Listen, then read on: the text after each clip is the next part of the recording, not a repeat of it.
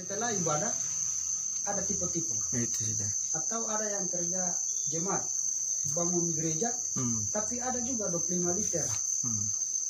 Sakit tidak sakit, tersinggung orang tidak tersinggung, tetap kita nyatakan namanya kebenaran.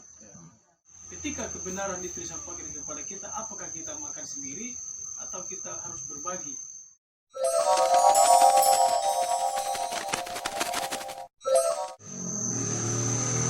Tugas dan tanggung jawab kita sebagai hamba-hamba Tuhan adalah bagaimana kita berupaya untuk meluruskan hal ini, sehingga antara Injil dan budaya itu ada keseimbangan, bahwa bahkan kalau bisa itu Injil harus lebih dijunjung tinggi, karena ada budaya yang tidak sejalan dengan Injil. Contoh kecil, orang di Halmahera ini kalau ucapan syukur itu pasti budaya mengharuskan itu harus ada yang istilah apa? Kalau saya suku Tobelo Galela, jadi kalau ada pesta adat itu mau tidak mau harus ada itu tipe-tipe. Minuman Itu keras contoh ya. kecil, itu budaya. Jadi oke, menyembah Tuhan. Jadi kalau ada hamba-hamba Tuhan bilang diawali dengan roh, diakhiri dengan daging. Karena setelah ibadah ada tipe-tipe. Itu sudah. Atau ada yang kerja jemaat, bangun gereja, tapi ada juga 25 liter. Isinya tipe-tipe. Jadi budaya-budaya seperti ini yang menjadi tanggung jawab setiap hamba Tuhan untuk meluruskan ini. Ini di dalam ayat selanjutnya itu timbul kontroversi, timbul masalah. Siapa dia yang menyembuhkan ini? Dia bilang, saya tidak tahu. Kalian tanyakan, maka berulang-ulang mereka tanyakan.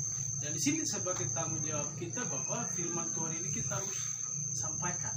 Kebenaran ini kita harus sampaikan kepada orang-orang yang belum mengalami Tuhan. Kita sampaikan, sampai kesembuhan. Oh, dia itu siapa? Pak Aris. Loh, terus kamu percaya Pak Aris? Nah, Pak Aris punya otoritas dari Tuhan, dikasih bahwa apa yang tadi dia dapat, si buta ini dia telah disembuhkan dari butanya. Nah, sehingga orang Farisi ini penasaran, siapa yang menyembuhkan dia, yang menyembuhkan kamu. Terus dia juga tak tahu siapa yang menyembuhkan dia. Makanya timbul di sini masalah bagi orang Farisi, apalagi pada hari Sabat. Nah, di sini bahwa firman Tuhan ini dia mengajak kita bagaimana kita punya tanggung jawab ketika kebenaran itu disampaikan kepada kita, apakah kita makan sendiri atau kita harus berbagi. Nah, ini. Nah, pekerjaan Tuhan yang kita dapat, contoh hal kecil yang bukan hal kecil ya, orang buta itu masalah besar. Karena ada dua hal, kalau bukan dia diam di rumah saja, dia mengemis. Pekerjaan-pekerjaan Allah ya, yang harus dinyatakan di dalam dia. Makanya yang jelas ayat 4. Kenapa saya angkat itu? Ayat 4 ya, katakan sana. Nah, kemudian saudara perhatikan ayat 5. Selama aku di dalam dunia, akulah terang dunia. Ini mulai lebih jelas bahwa benar orang ini tadinya mungkin dia buta ya. Kalau kita mau aplikasi, mungkin dia buta dalam hidup kita, mungkin bukan karena buta mata, misalnya buta rohani. Nah, begitu ya kan? Sehingga dia harus memahami bahwa Yesus itu adalah Tuhan dan Juru Selamatnya. Dan dia tahu bahwa itu punya kuasa. Makanya ayat 5, selama aku di dalam dunia, akulah terang dunia. Ya kan? Selanjutnya perhatikan ayat 6. Setelah ia mengatakan semuanya itu, ia meludah ke tanah, perhatikan, dan mengaduk ludahnya itu dengan tanah, lalu mengoleskan pada mata orang buta tadi. Ya kan? Dan akhirnya apa? Yesus suruh pergi ke Siloam. pergi Siloam basuh di sana dan akhirnya dia melihat.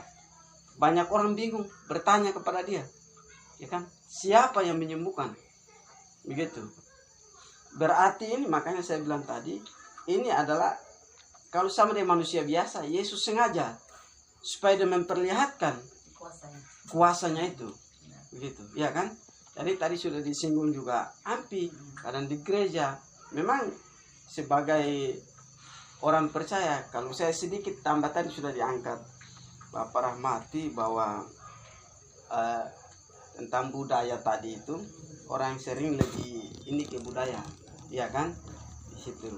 Kalau saya lihat ini adalah satu juga, ini adalah satu apa ya, penderitaan orang-orang benar sebenarnya, karena ini adalah satu tanggung jawab. Kadang kan tuan tidak bisa memahami kalau tuan sakit, ya kan, kadang kan Yesus memperlihatkan kuasa mujizat melalui tuan sakit, melalui kesibukan orang, begitu. Jadi kan di situ antara memahami, tuan tidak memahami. Padahal lewat tuan sakit itu Yesus memperlihatkan supaya apa? Tadi diangkat Ampi, supaya kita punya iman lebih. Oh iya betul, begitu, ya kan? Kemudian coba kita lihat ayat yang ke 39. Kata Yesus, aku datang ke dalam dunia untuk menghakimi, supaya barang siapa yang tidak melihat dapat melihat, ya kan? Dan supaya barang siapa yang dapat melihat menjadi buta. Barang siapa yang tidak melihat dapat melihat. Lebih jelas lagi, gitu, ya kan? Jadi dari saya bahwa ini adalah satu tanggung jawab kita. Sebenarnya sudah disinggung tadi, mirip-mirip bahwa sebagai orang yang percaya, sakit tidak sakit, tersinggung orang tidak tersinggung, tetap kita nyatakan namanya kebenaran. Melakukan hal seperti Yesus lakukan, tetapi apa yang Yesus buat itu ialah pekerjaannya. Makanya kalau saya tangkap sekali dari tadi contohkan seperti seminar kemarin tentang apa, Injil dan budaya. Dan memang sebenarnya harus yang kita utamakan itu adalah Injil, bukan budaya. Tetapi pada kenyataannya memang di mana-mana budaya justru lebih dimantapkan daripada Injil. Jadi Bapak Ibu Saudara, mari. Ayat keempat ini dikatakan bahwa kita harus mengerjakan pekerjaan Dia yang mengutus aku. Nah, tadi sudah pas sekali ya. Dan selama masih siang akan datang malam, dari mana tidak ada orang pun yang dapat bekerja lagi.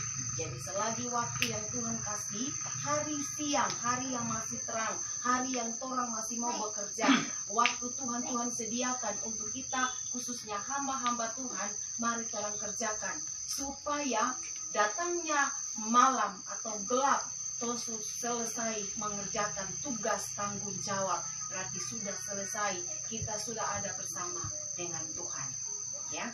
Jadi mari sama-sama supaya bagaimana orang menggali semua yang orang dapatkan malam ini.